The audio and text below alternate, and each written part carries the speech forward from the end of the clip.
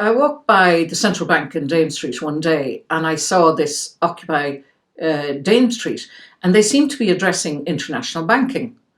And because it was international, it drew me to the cause. Because when I had lived in Africa, in Tanzania in the 70s, the currency collapsed and the IMF were in, and there were children dying around me. And I realised, and I started to study the international monetary system, and I realised that you had to tackle the issue of inequality through the international banking system, not just the domestic banking system. And that's what drew me to them, that I saw a possibility of change. You all know that the dollar is the international reserve currency of the world.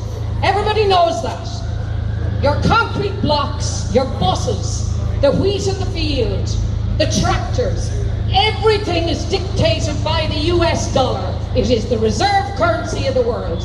The euro is irrelevant.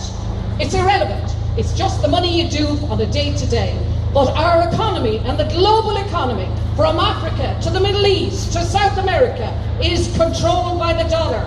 That is the imperial currency of the world. That's how they control you. About a week after I made the speech at Occupy Dame Street, Vincent Browne came down to do a programme. They were interested in the fact that we were the only protest group objecting to the illegal bailout of the private banking system by the Irish people. And the only persistent protest that has been here in Dame Street, a group Occupy Dame Street, has been here in front of the central bank over the last while. How did you get involved? I felt that there was no democratic system in Ireland, and I was left with no choice except Occupy Dame Street. We're the last voice, really. The trade unions and the political parties, they've all been bought off by the IMF. We don't have democracy in Europe anymore. We've no law and order in Europe anymore. And I feel that there's nowhere for me to go except to here. Well, we had democracy with general elections last February, and no, actually we don't. About 70% of our laws are coming from Europe, and that's not a democratic body. Well, we didn't get a bailout. The banks got a bailout, and it's now on our back. Talking about oil and gas. And where would we get the oil and gas to protect us for the next 20 years? By developing them ourselves. But we don't have the money to do so. It's a huge risk involved in doing so, isn't there? No, it's not. There's modern technology now, and you can marginalise the risk of modern technology without drilling. That's a fact. Resources belong to the people. Yeah, maybe, but the resources may be not worth an awful lot if you don't have the magic wand. Well, they're worth an awful lot if you don't have the oil to run agriculture or to produce bread to feed the people. Then you'll realise how valuable it is. It's like my mother used to say, to know the price of everything and the value of nothing. Well, that's the society we're living in today, isn't it?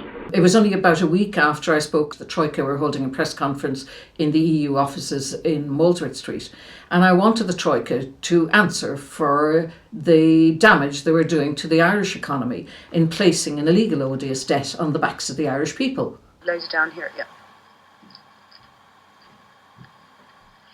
Is the policy being pursued by the EU of privatising bank profits and socialising bank losses the new face of EU fascism, where they operate on the basis of infiltration instead of invasion?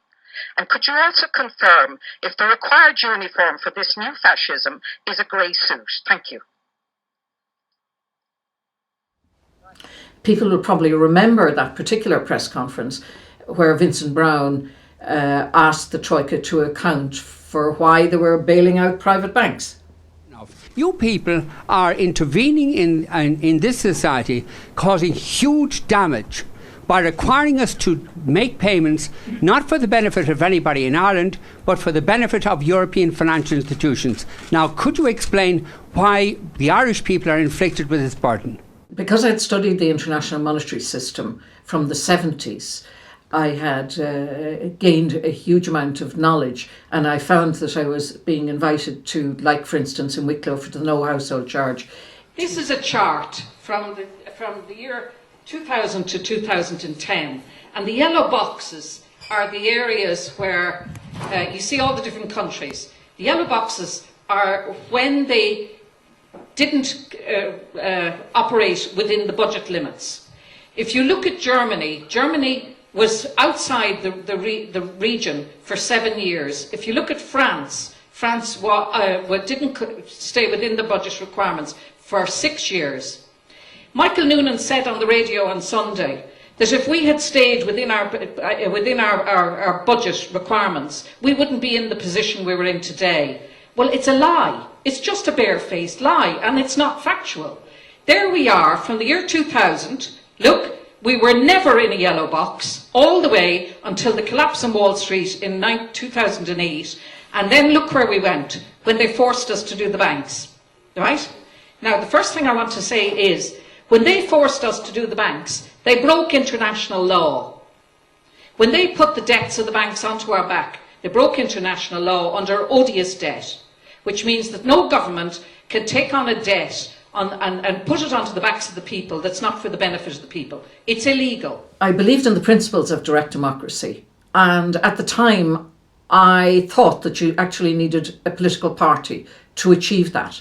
Then I realised actually you don't need a political party to implement direct democracy. So you can do it on a constituency basis whereby the people participate directly in direct democracy. You don't need a party to do that. In fact, it's a bit of a contradiction.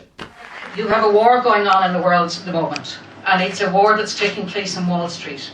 And it's the Third World War. And it's very, very serious, because what we have is competitive devaluation. When first time we're living through a unique time in history, all of us. And this is the first time in history that every currency in the whole world is backed by nothing except fresh air.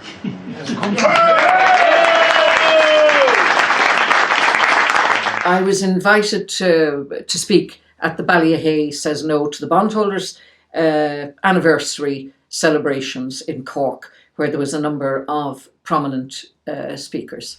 Time to put the power back where it belongs. You. Now it's up to you.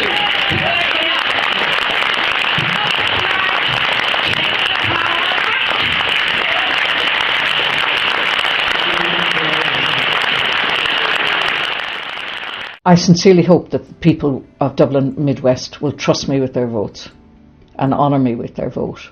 I will only be running for the one term to try to achieve and bring in direct democracy. That is my aim, so that the people have a say, as we've had enough of this saying one thing and doing another.